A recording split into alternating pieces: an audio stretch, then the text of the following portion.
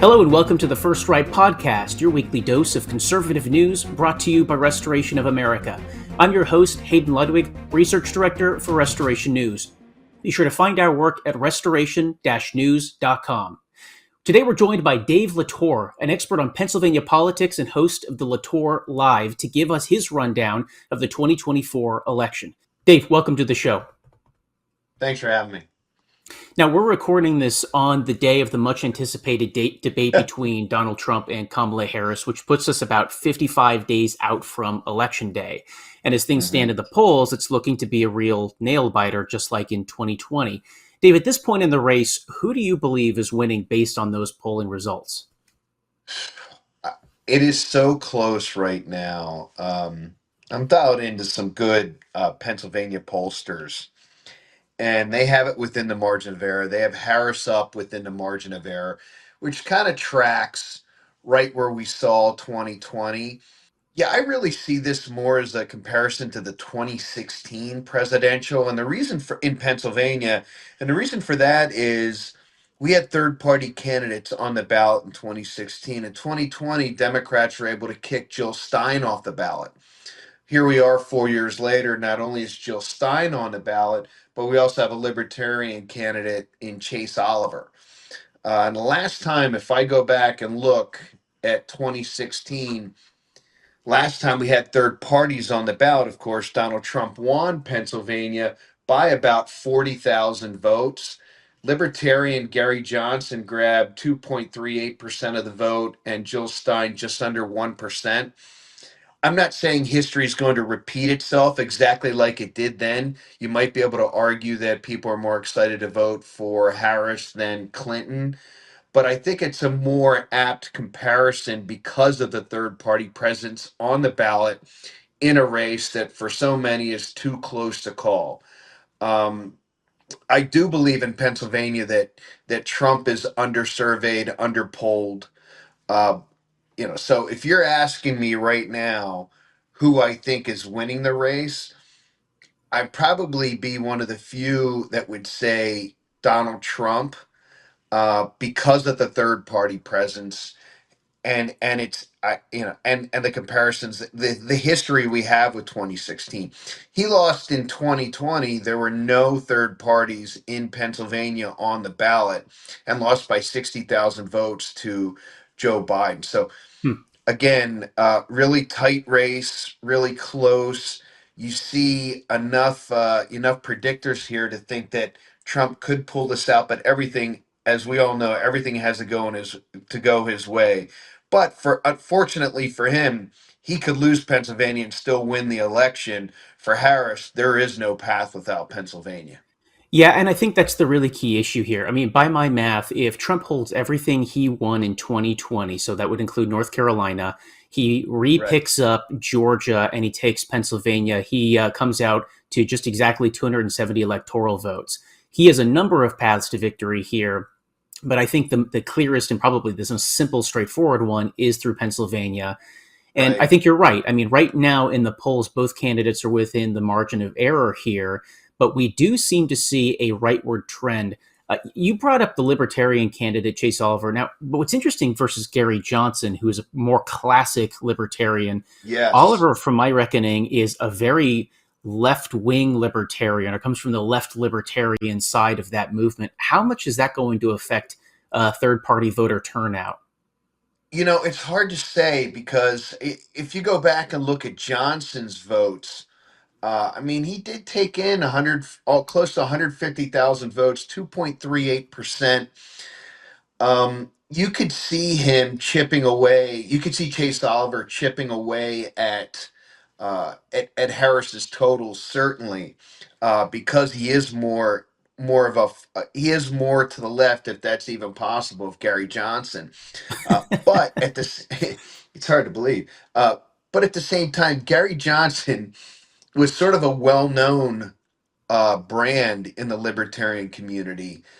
Yes. You could certainly argue that, whereas Chase Oliver's really come on since the Georgia Senate race and getting up at that debate and doing very well against Warnock, um, and sort of built a name for himself as the next generation of libertarian candidates. So I can't say he's going to perform on par with Johnson uh, with his performance in 2016, but I have to think libertarians are itching to vote for libertarians in Pennsylvania. So, and we've had a long history in PA of a libertarian presence. They clearly are the third party. You have Jill Stein in the Green. You have Constitution Party candidates, but really libertarians have a long history here in PA of having a presence. They don't win many elections, mind you, but they have a presence. So I would expect his vote total to be not quite Gary Johnson's, but I would be surprised if he doesn't hit six digits in this election. And let's face it, there's plenty of people out there who don't want to vote for either candidate. And if you don't want to vote for Harris and you lean left, well, naturally that would be a guy you'd be looking at. No doubt. Well, and up to the day that he endorsed Trump back in August, what role would you have said that RFK Jr. would have played in the Pennsylvania third party vote total? Well, I think Trump wins if Kennedy stayed in. There was never a doubt in my mind. People always talked about who would he hurt more, Trump or Biden? Well, I mean, for me, that answer is pretty easy. The Kennedy family did two events with President Biden to, swear their fealty to him. That told me exactly what they were concerned about. They would not have done those events had they thought those votes were going to be taken away from Donald Trump. So I really think he wins. Can Kennedy convince Democrats now to cross the line and go with him as opposed to uh, Kamala Harris, who now is trying to get people who love Dick Cheney to vote for her. So it's really just a weird, backward, bizarre where Dick Cheney's supporting a Democrat and a Kennedy's supporting a Republican, and none of us know what to think about that. But I would tend to think that the Kennedy name still means something. I think his campaign resonated with people. Certainly, he built his popularity through his responses to the pandemic and longtime advocacy for questioning science, not accepting the status quo, and I think that resonated with people coming out of the pandemic. And we're about to find out whether it still does now that he's out of the race. Um, he's not on the ballot here. It's not a state where he got on the ballot and now he's trying to get off and they won't let him off. He never, it's funny, he never got on the ballot and was going to court to try and make his case. It's funny to me. I'm waiting, kind of waiting for Democrats to go to court to try and get him on the ballot now at this point. It's become so comical, and Democrats trying to keep him on ballots after they tried to get him kicked off all across the country. Yeah, and I would say the Cheney Kennedy situation is peak 2024, but of course, we've learned by now we have not at all peaked in 2024, I think is the Yeah, lesson I here. tell everybody every day that you go through. So Trump, the assassination attempt on Trump. Well, let's back up to the debate. So you have the debate, and clearly the race is over at that point. When Joe Biden said, um, "We defeated Medicare," and Trump said, Yes. "You're darn right, you defeated Medicare. You beat it to death." Like it was over, and the race was over. And then we had the unfortunate assassination attempt in Pennsylvania. I'm sad to say, and you saw Trump's response to that, and you're like, now it's really over. And then Biden gets out, and you're like, careful what you wish for, Republicans.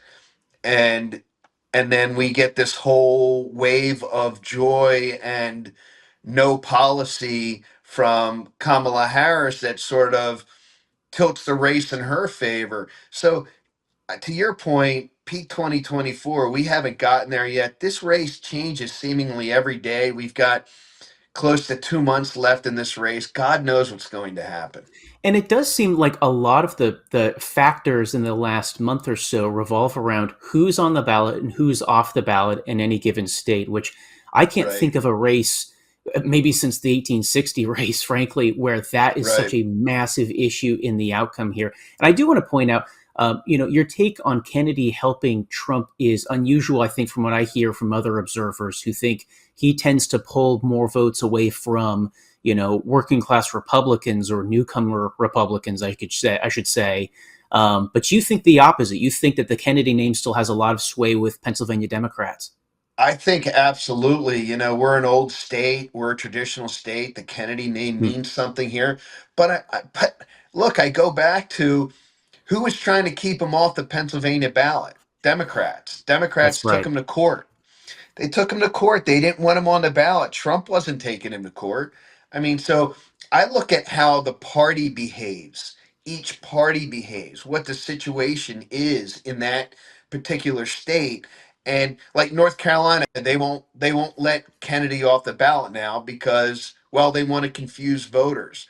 In Yes. Pennsylvania prior, they were trying to keep Kennedy off the ballot. That tells me in Pennsylvania they thought Kennedy was going to hurt Biden at the time, and then Harris. Yeah, in Michigan as well. He just got ruled that he has to stay Right. on the ballot from the Michigan Supreme Court after winning a lower court decision. Yeah, I think you're absolutely right. It's kind of a follow the money situation. So back up, you'd mentioned something about the way that Kamala Harris's campaign differs from past campaigns. One of the observations that I've seen over and over again is there's no salient issue that she's running on. It's a vibes campaign, is the way people have put it. And I think that's very accurate. You think back to famous issues in the past, like build the wall in 2016 or establish Obamacare in 2008, among other things, of course. How much of an issue-free campaign is Harris actually running on, except when she's taking issues from Trump, of course? And how much is that going to actually affect her chances in 2024? Well, here in Pennsylvania, she's got a real big fracking problem, Hmm. and pardon the pun, and it's something that she can't escape from. She just spent 4 days in Pittsburgh doing debate prep. I don't really understand that whole thing, and doing soft events, PR events that they tried to pull off as um, unrehearsed when they certainly were. Um, the biggest issue I have, I can't see her getting past the fracking issue in PA. She's incredible. You've got a lot of Western Pennsylvania moderate Democrats all the way up to Erie in our state who are not afraid to cast a vote for Donald Trump and have cast a vote. You never had a candidate on the ballot who came out and said, I'm against fracking, fracking's going away, Mm-hmm. like her. Biden sort of danced around it a little bit. He tried to talk about new coal and all that stuff. Clinton won Pennsylvania in the primary over Obama and then 8 years later obviously ran again. And she wouldn't go anywhere near the fracking issue. She was smart. She knew better. Um, but it's a very unique race for her in PA because she said so many things that normally would turn off voters. You get that little joy bump that they talk about. Everything's joy. You're gonna get a little, but after a while, especially in Pennsylvania, they want to know where you stand on things. They want you to answer questions. The fact that they're hiding her the way they hide her, just at some point, a lot of people take voters for granted, and I understand why, because inaccurate negative ads have worked for years on both sides of the aisle. Um, but at some point, you have to have a candidate for president who actually does interviews and press conferences and stands there and talks about their positions and defends where they stand on issues.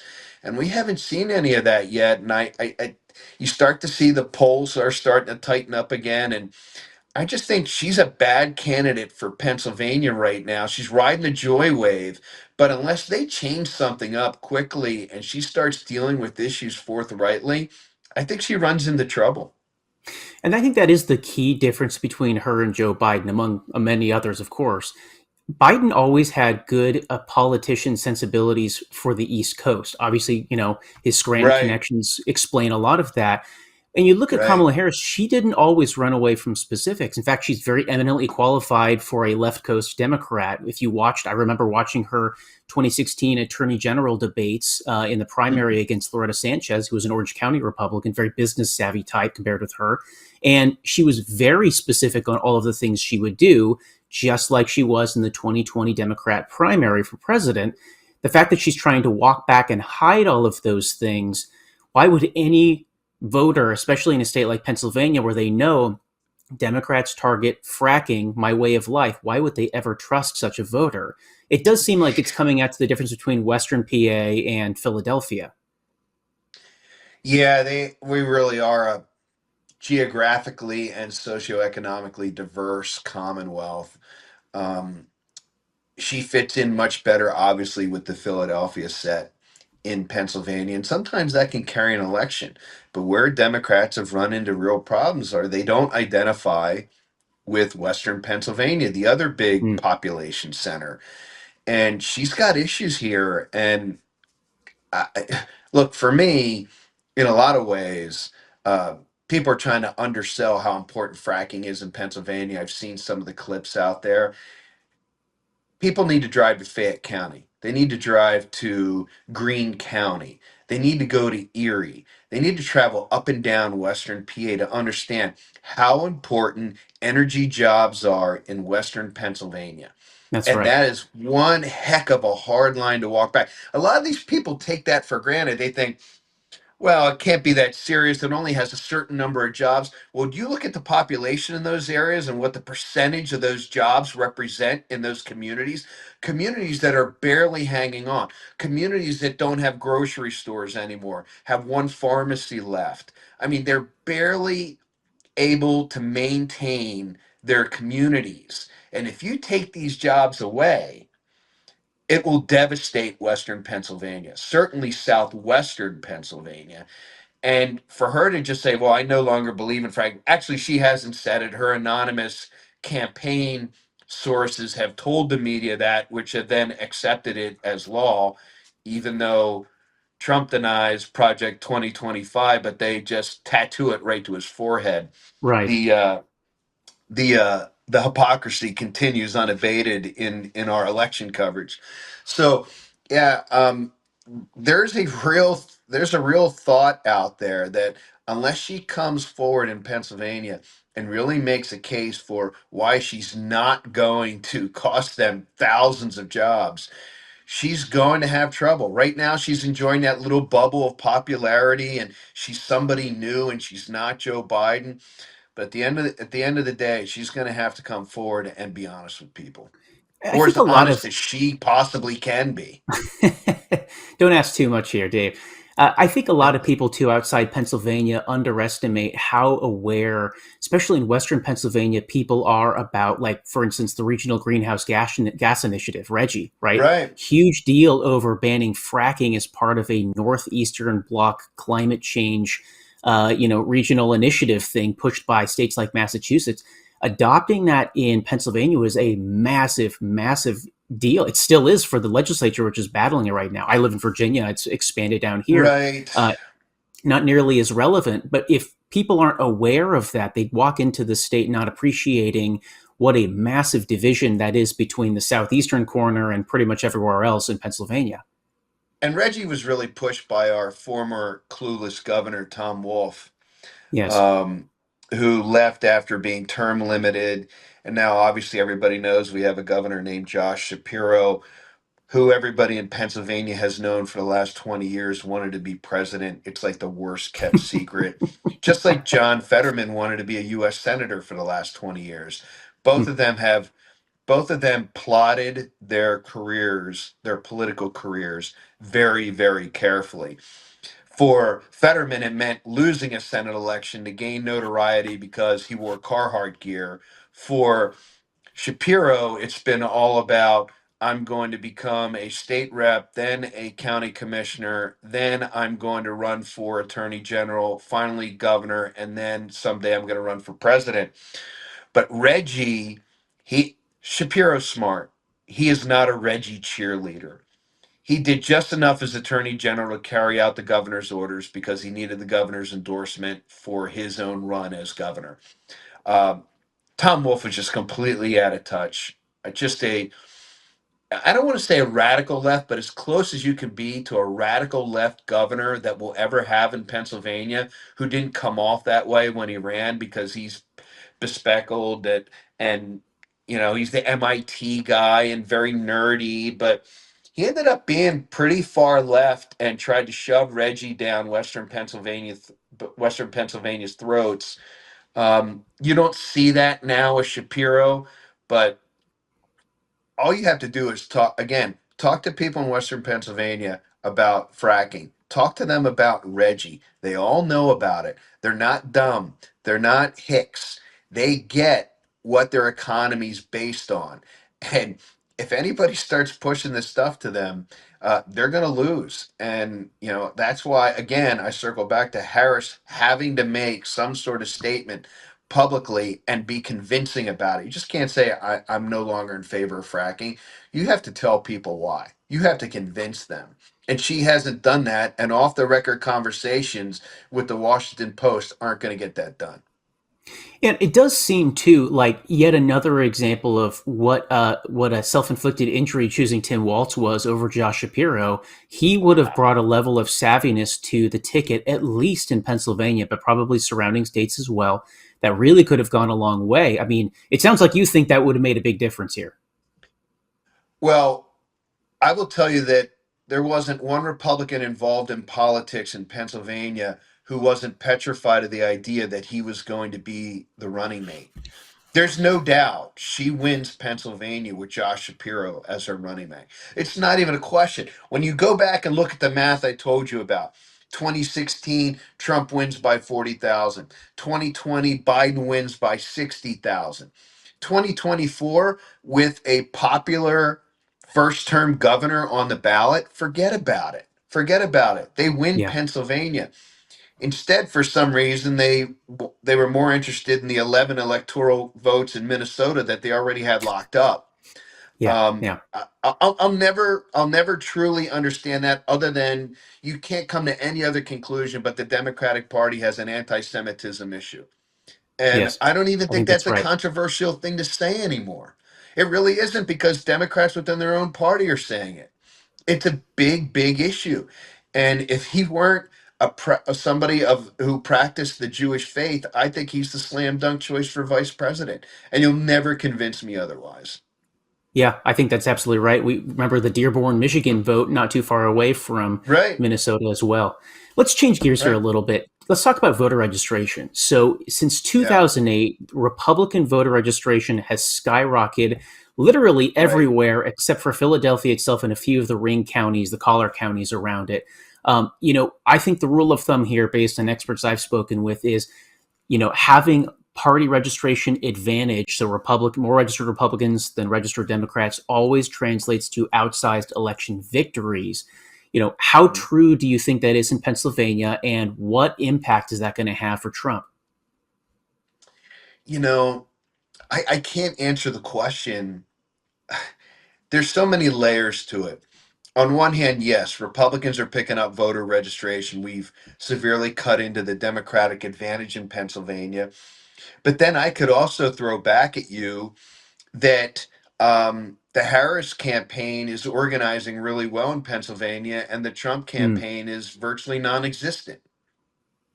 And so when you've got people out in the communities knocking on doors for one candidate, not for the other, that to me spells trouble. Now, I would balance that with we've picked up more Republican voters who I assume aren't changing party because they don't like Donald Trump. They're changing party because they want to vote for him. They want to vote for Republican Party principles. So, I'm torn on that. Another thing to look at here that a lot of people haven't looked at is 4 years ago, the number of mail in ballots, and I don't have the numbers in front of me, mm, but I did a couple weeks ago, that Democrats signed up for and submitted. Um, are gonna be more than double what they're doing this year. Why? Because we had a pandemic. A lot of Democrats were afraid to go to the polls and vote. Their numbers for requesting write-in ballots are a lot lower than they were 4 years ago. Half as much, in fact, mm, last I checked. And that is a significant difference. And now you yes. have more Republicans embracing write-in. Um, so I expect them to cut. I expect Republicans to cut in to the Democratic advantage on write-ins quite significantly. One, because they're embracing it in PA, and two, because fewer Democrats are doing it now. So that tells me that would give me hope as a Republican. But again, going back to the genesis of your question, to how much does the voter registration help? I certainly think it helps, but in the back of my mind, I'm always gonna I'm always going to worry about the lack of organization in the state, and I don't think it's unique to Pennsylvania. I don't think Republicans are organizing very well. I think they mostly rely on the state party to come in and and do what the state party does. I would argue you need people specifically for the Trump campaign out there knocking on doors. But yeah, but I still think like if he loses Pennsylvania, it'll be because they didn't organize. Yeah. If he wins Pennsylvania, it'll be because she was woefully unpopular with the fracking community and people really wanted to change because of the economy. So this is fascinating. I mean, what you're setting up, and I think this is absolutely the case, and it'll be very clear for political scientists and historians looking back 30 years from now on this election, that you really seem to have a mass movement, organic movement of the people shifting right to the Republican Party, facing Right. down this incredibly powerful, fine-tuned, and very well-funded Democrat political machine on the left, and which one is able to win is going to be a different solution in every single state. That's a Right. fascinating, especially for a party that calls itself Democratic. That's a fascinating conundrum for the left looking down. Well, maybe we win in 2024, but are we able to keep this Right. up 10 years from now, for instance? Right. The party of democracy, right? It's kind of crazy too that, like you said, one party has all this money and they're organized, and the other party has less money, not organizing, and they're still neck and neck. It's Yes. crazy. What happens if One's they start getting outspending, serious? yeah, one's outspending the other, what, 2 to 1, 3 to 1, and they're still dead even. And it's just, if you're into political science, there's no better time to be involved in political science because we're really learning a lot of new history making things here with this election. And I do think for people listening, that ought to give you a lot of comfort. It does seem like this massive political machine on the left is capable of anything, Right. but you're absolutely right. With all of that firepower, they're just barely able to win some elections, not nearly all Right. elections, which is what their plan was when they built this machine 25 years ago. What would happen if Republicans got a little smarter about replicating their own version of the left's turnout machine? It's a question for the ages, but clearly, Sure. that is the direction smart operatives need to be moving in if they really are serious about defeating the left here. I want to move on because we're short on time here, but Dave, give us some idea of the messaging strategy that not only Trump but other Republicans need to employ in Pennsylvania. We've spoken about fracking, of course, but there's other issues on people's minds: inflation, illegal alien crime with the open border. What are they doing well, and what lessons do they need to take to heart here? Well, the top two issues in Pennsylvania, and the polling's pretty consistent on this, is the economy and illegal immigration. Hmm. The third is abortion, and that continues to be a problem in Pennsylvania. But what Democrats are doing, I'm sorry, what Republicans are doing that's very good in Pennsylvania, and this is something I've talked about too, is this isn't 2022. This isn't Dobbs' decision time anymore.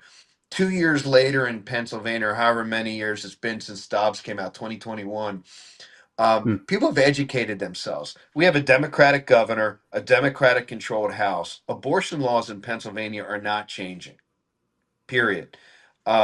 So people have more comfort in knowing that if they pro choice people have more comfort knowing that they can cast a ballot for Republicans and not have to worry about because number one, they're concerned about the economy, concerned about illegal immigration. They don't have to worry about abortion because they know Josh Shapiro's there in office and our abortion laws aren't going to change, period. So I think that has Republicans actually talking about abortion and the fact that it isn't changing. It's not something they run off to the far right corners of Pennsylvania to talk about. Hmm. But when you're talking with moderate families who might be fiscal conservatives but social moderates, it's a winning message. So that they're talking about that, and clearly the economy is such a big issue here in Pennsylvania, just like pretty much anywhere else. We have real working class communities all across Pennsylvania, such a diverse set of communities, lots of rural communities, poorer suburban communities. I don't care where you are, you've been impacted by pricing. You've been impacted by the price of gas, by your groceries, and it's the runaway number one issue, the economy.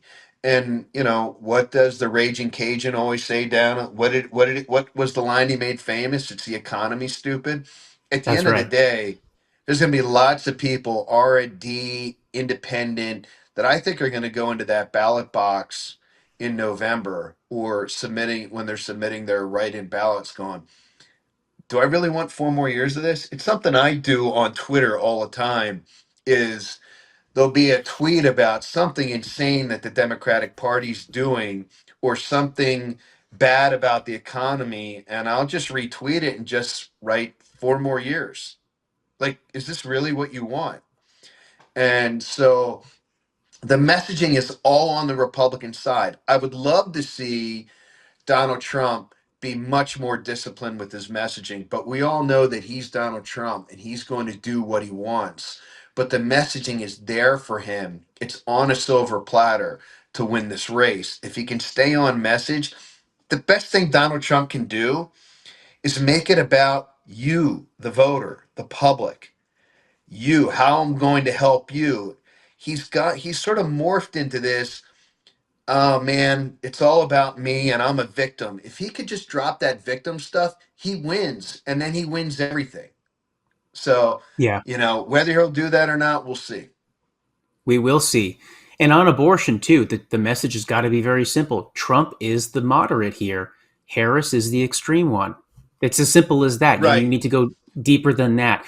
Last question. I know we're short on time here, but give us the skinny on the U.S. Senate race, which is also Right. often forgotten now these days, but between Senator Bob Casey, the Democrat, and Dave McCormick. And just for people's background, remember that McCormick faced down Dr. Oz in the 2020 race. Was a very divisive, very heated battle between the Trump side and the, I guess, Mitch McConnell side, Right. establishment side. Now there does seem to be real unity. Trump has endorsed McCormick for the Senate race. How do you think Right. that's going to play out here? Again, too close to call. I've seen some polls that have it outside of the margin of error in favor of Casey. The Caseys are the Kennedys of Pennsylvania. They are a Ah, multi-generation political family. That being said, Bob Casey Jr.'s approval numbers are low, because everybody knows that he doesn't do anything. He's a Democratic vote that does nothing on leadership. When all you can talk about in your reelection year is the bogus idea of greedflation or shrinkflation from corporations, instead of because you're trying to hide the votes you took that absolutely gouged our economy. I mean, it's there. It's there for the taking. The problem is he has raised so much more money than McCormick, that he spent the summer beating the hell out of McCormick in ads, a la Obama versus oh McCain or no, Romney. the guy Romney. Yeah, he spent Yeah. all summer beating up Romney with ads while Romney did nothing, and McCormick kind of sat on the sidelines a little bit. Now every other ad is a negative against Casey, a negative against McCormick. So they are going at each other. Look, I think if Trump wins Pennsylvania, it's certainly in play for McCormick. I don't see those two offices splitting though. One goes R, one goes D. Like, I think they fall in line. Uh, Unfortunately, that means if Harris wins, we get another 6 years of Bob Casey Jr., who just goes into hibernation for that period until it's time for his reelection year. But again, too close to call. I haven't seen a single poll that had McCormick ahead, but I don't think that means he's going to lose. He can absolutely win if red voters show up. Fascinating. Well, fingers crossed. Dave Torre, thanks for coming on the show. Thanks for having me. And let me thank you folks for tuning in and supporting conservative voices like Dave's, working to expose the truth about the rot that's spreading through this once great country. Remember that it's only by working together and by praying together that we can restore the United States of America to greatness under Almighty and Sovereign God. I'm Hayden Ludwig. Join us next time as the battle rages on. First Right, a new kind of news summary without the liberal slant. Every morning, in your inbox, always free. Subscribe by texting First Right to 30161. That's First Right, all caps, one word, to 30161.